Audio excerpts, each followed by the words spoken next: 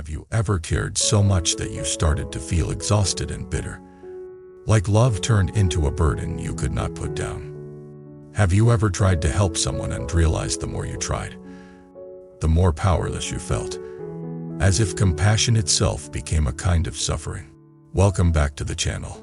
Today we are exploring a teaching that sounds mysterious at first, but becomes incredibly practical when you stay with it. The emptiness of compassion. This is not about compassion being fake or meaningless. It is about compassion becoming free. Free from ego. Free from control. Free from the hidden demand that the world must change on your schedule. When compassion becomes empty in this sense, it becomes lighter, steadier, and more effective. It stops burning you out. It stops turning your heart into a battlefield.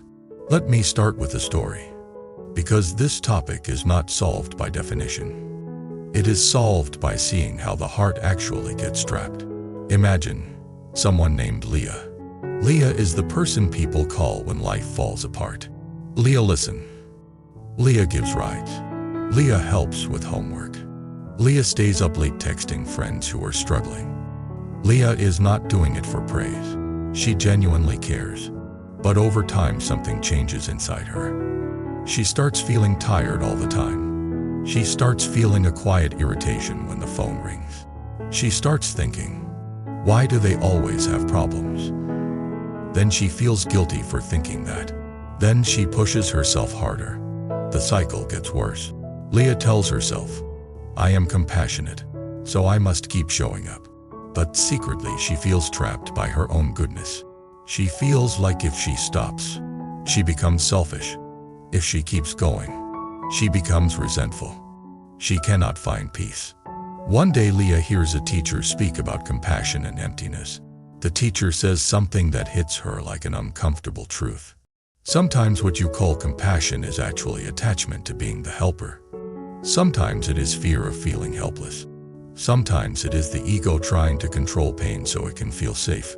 When compassion is mixed with ego, it becomes heavy.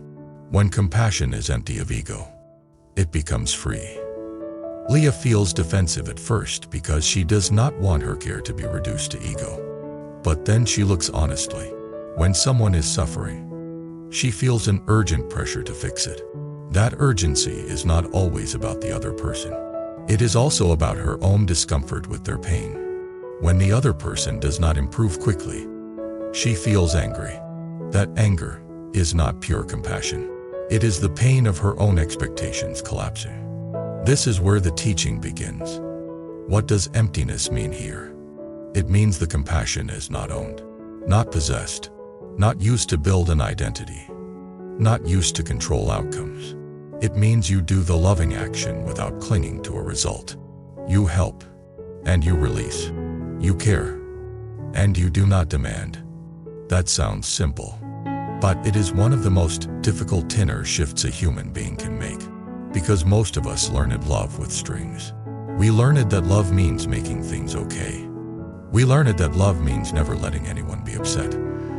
We learn that love means solving. We learn that love means sacrificing until we disappear. Those beliefs create suffering. The emptiness of compassion is the removal of the strings. Not the removal of love, the removal of string. Now let us look at how the strings form. A friend is sad. Leah feels compassion. That compassion is a warm response in the heart. Then the mind adds a story. I must fix this. If I cannot fix this, I am failing. If they stay sad, it means I did not do enough. If they stay sad, it means the world is unsafe. This story creates pressure. Pressure creates anxiety. Anxiety creates control. Control creates resentment. Resentment damages compassion. So what begins as love becomes suffering because the mind adds ownership and demand. Emptiness is the seeing through of that ownership. Leah begins practicing a new inner phrase. I can be present without controlling. I can love without owning. I can help without demanding a certain outcome. At first this feels like giving up, but it is actually growing up. Because mature compassion includes the truth that each person has their own path, their own karma, their own causes and conditions, and you cannot live their life for them. This truth does not reduce care. It purifies care. Now, equanimity enters here as the stabilizing force. Equanimity is the balanced mind that is not pushed and pulled by craving and aversion. In the context of compassion, equanimity is what keeps you from clinging to results and what keeps you from hating reality when it does not obey you. Without equanimity, compassion turns into frantic energy. With equanimity, compassion becomes steady presence. So Leah begins training equanimity alongside compassion. When someone calls in crisis, she pauses for one breath before jumping into fixing. That breath is the beginning of emptiness. It interrupts the ego impulse. It creates space. In that space she asks, what is needed right now? Not what will make me feel useful. Not what will make this problem disappear instantly. What is actually needed? Sometimes what is needed is listening, not advice. Sometimes what is needed is one practical step, not a full rescue plan. Sometimes what is needed is helping them find professional support, not becoming their therapist. Sometimes what is needed is simply warmth and presence. And sometimes what is needed is a boundary. Because the healthiest compassion includes limits. This is where Leah begins to change. A friend calls late at night for the 4th time this week. Leah feels tired. She feels the old guilt rising. She also feels the old resentment rising.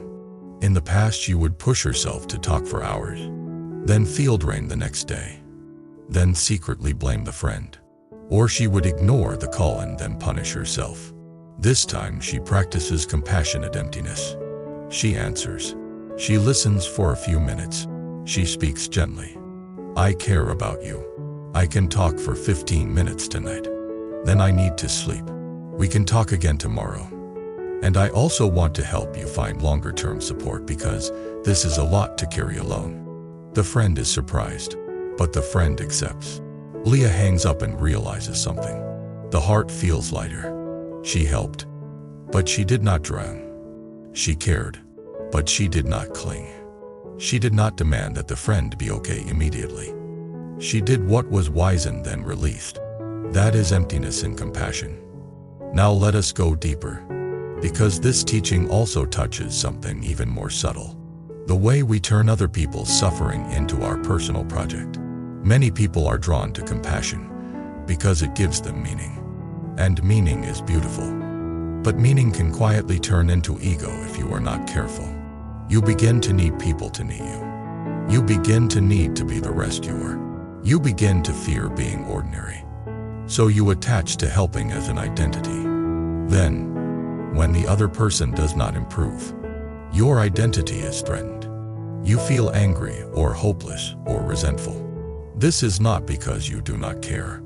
It is because your care got mixed with self. Emptiness means you see that mixing clearly. You do not hate yourself for it. You simply see it and release it. Leah begins noticing the moments where she wants credit. She wants the person to say, "You saved me." She wants gratitude. She wants proof she matters. She feels ashamed to admit this, but she admits it privately to herself. Then she notices what happens when she releases the need for credit. She becomes freer. She becomes more relaxed. She becomes less controlling. She can help more effectively because she is not trying to feed her own insecurity. This is a major spiritual turning. Compassion becomes an offering, not a transaction. Now the teaching also points to something even more radical. When compassion is empty, there is no separation. This sounds poetic, but it is practical. When you see another person's suffering as separate from you, you may feel pity. Pity has distance. Pity can become superiority. Pity can become condescending. When compassion is empty, you recognize shared humanity. You recognize that pain is not a personal failure. It is part of life. You recognize that you are not above it. You are in it too. In different forms, this recognition softens the heart. It also reduces fear, because you stop treating suffering as an alien thing that must be eliminated at all costs. Leah begins to relate differently to people who struggle. She stops thinking, Why are they like this? She starts thinking, what are the conditions here? What is the pain behind the behavior? How can I be present with wisdom? This change makes her kinder and also more discerning. Because emptiness does not mean naive. It means clear. You can see suffering clearly and still set boundaries clearly. You can love clearly and still say no clearly. This is one reason equanimity is essential. It prevents compassion from becoming collapse. Now, let us connect this to karma and destiny in a grounded way. Every time you help from ego, you strengthen the habit of control. Every time you help from fear, you strengthen the habit of anxiety. Every time you help from guilt, you strengthen the habit of self-betrayal. But every time you help from empty compassion, you strengthen a different habit. Wisdom, steadiness, clean love, those habits become your destiny. They shape your relationships. They shape your mental health. They shape whether you become a burned-out helper or a steady presence. Leah begins to notice that when her compassion is clean, she recovers faster. She does not carry other people's pain for days. She feels empathy while listening. Then she releases. She does not pretend to be invulnerable. She simply does not cling. This is how compassion becomes sustainable. Now, we should address a common misunderstanding. Some people hear emptiness and think it means not caring. That is not the teaching. Empty compassion is not less compassion. It is compassion without grasping. It is compassion without the demand that the world must be different immediately. It is compassion without the story that you must fix everything to be worthy. This compassion is actually more powerful because it is not mixed with desperation. Desperation often makes you push people. Empty compassion gives people space, and space is healing. Leah sees this in a friend who keeps repeating the same mistake. Leah used to lecture. The friend would resist. Then Leah would push harder. The pattern created conflict. Now Leah tries empty compassion. She says, I care about you. I can see this choice is hurting you. I trust you to learn. And I am here when you are ready to take the next step. Then she stops pushing. The friend feels respected. Weeks later, the friend asks for help willingly. Leah realizes that letting go of control did not reduce care. It increased effectiveness. This is a deep lesson. Now let us talk about the emptiness of compassion in your relationship with yourself. Many people are compassionate to others but harsh with themselves. They do not allow themselves to struggle. They judge their own pain. They try to fix themselves as if they are a problem. Empty compassion toward yourself means you stopped reading your own suffering as a personal failure. You become present with your pain the way you would be present with a friend. You do what is wise, and you release the rest. Leah begins practicing this after a mistake. She feels shame. The mind wants to punish. She notices the shame as sensation. Tight throat, hot face, heavy chest. Then she offers herself compassion. This is human. I can learn. I can repair. Then she takes a practical step. Apologize. Correct. Move forward. She does not cling to shame as identity. This is equanimity and compassion working together inside one heart. Now, I want to bring this home with one final story that captures the flavor of the teaching. Leah is walking one evening, then sees a homeless man sitting alone. In the past, she would feel overwhelmed. She would feel guilty that she cannot fix the whole situation. She would either avoid looking or get trapped in helpless sadness. This time, she practices empty compassion. She looks at him with warmth. She feels the tenderness.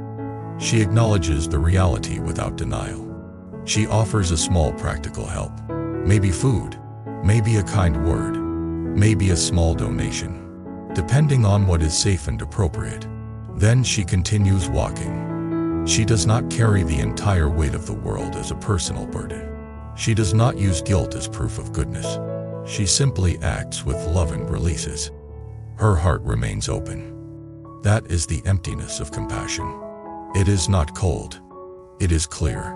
It is the compassion that can keep showing up because it is not trying to own the impossible. Thank you for being here with me today. If you have ever felt compassion turn into exhaustion, share what that felt like. If you have learned how to care with boundaries, share what helped you. Your story might help someone else stop burning out and start practicing the kind of love that is steady. Subscribe to the channel, like the video, and stay with us for more teachings that keep the mind balanced and the heart warm. Until next time, keep practicing compassion without grasping. Keep the heart open without losing your center. And remember that the deepest help you can offer is a presence that is free.